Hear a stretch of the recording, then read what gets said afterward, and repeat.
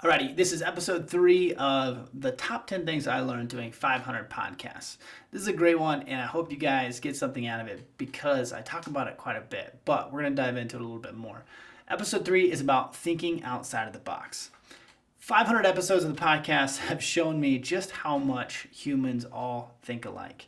And when you talk to very successful people, you start to notice that even though they all have their own way of doing things, they also all find a way to get it done by thinking outside of the box. Great hunters find ways to be successful and by doing what everyone else isn't doing.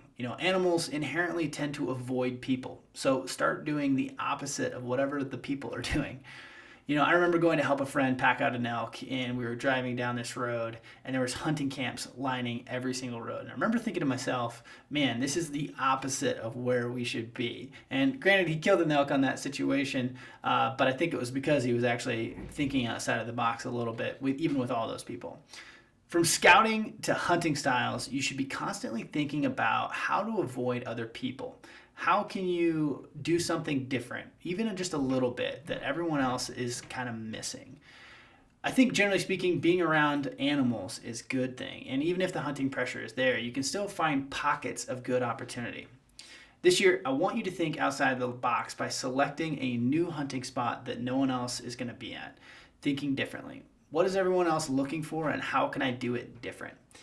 This is when, even during your hunt, you can constantly be thinking, what is everyone doing? How are they doing it? And where is that making the game go to? It may not be about finding this big oasis where nobody's figured out yet. That rarely happens and probably won't happen.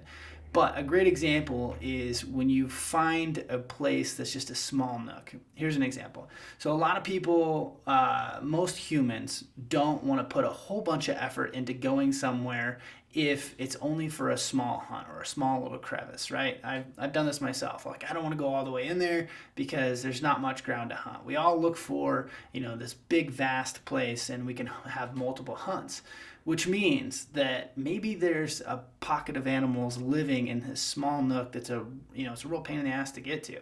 And so look for those type of places. Look for things that people aren't willing to do.